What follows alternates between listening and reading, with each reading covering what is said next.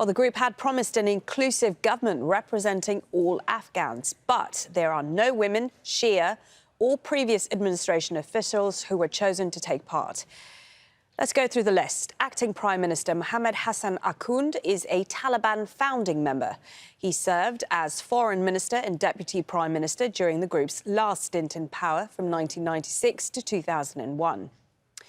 The Taliban co-founder, popularly known as Mullah Baradar, has been named as the Deputy Prime Minister. He headed the group's political office in Doha and has been the Taliban's most visible face in recent years. The acting defence minister is Mohammed Yaqub. He is the eldest son of the Taliban founder, Mullah Omar. He's a military commander and has rarely been seen in the public eye. Sirajuddin Haqqani will become Interior Minister. He is head of the Haqqani network, which has been blamed for some of Afghanistan's most violent attacks in recent years.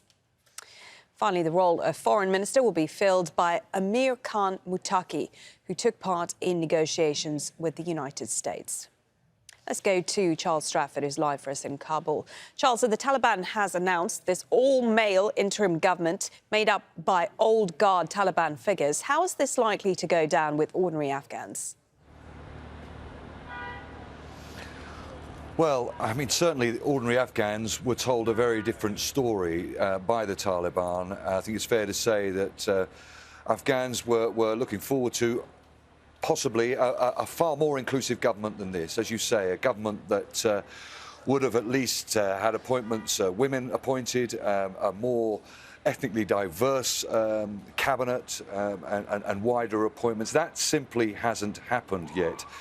A Taliban spokesperson last night said that obviously this is not a permanent government, this is an interim administration, and implied that later on, when more ministries are announced, then, in his words, things like women's rights would be better accounted for.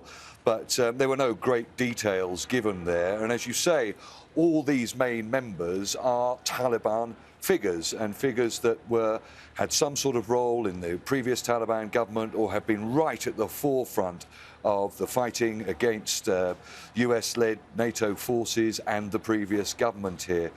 And I'm sure that Afghans are very concerned about what that means for them in the eyes of the Western world, when you have figures like Sirajuddin Haqqani, the leader of the Haqqani network, a group that the West blames for some of the most terrible attacks in recent years, who is on a wanted list, an organisation, the Haqqani is listed as a terror organisation.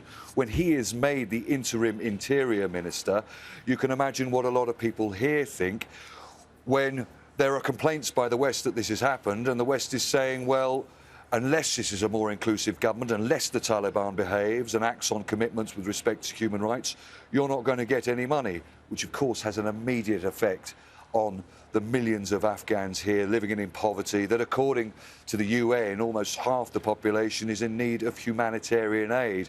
And of course that is dependent on money being unfrozen. The World Bank has frozen tens of millions of dollars. We know that the US government has around $9.5 billion frozen in US accounts as well.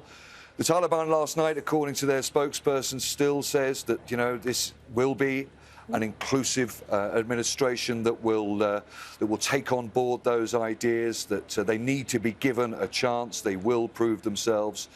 But analysts will tell you that many analysts are not surprised that this has happened, and it's another example, they say, of despite pressures from the West, despite pressures from many elements within this country, the Taliban will do as they please. So yeah, all eyes on more Western reaction, which we expect to be receiving today, and also obviously more eyes on exactly what kind of reaction there will be inside Afghanistan by ordinary Afghans. Many thanks for that. Charles Stratford there for us in Kabul.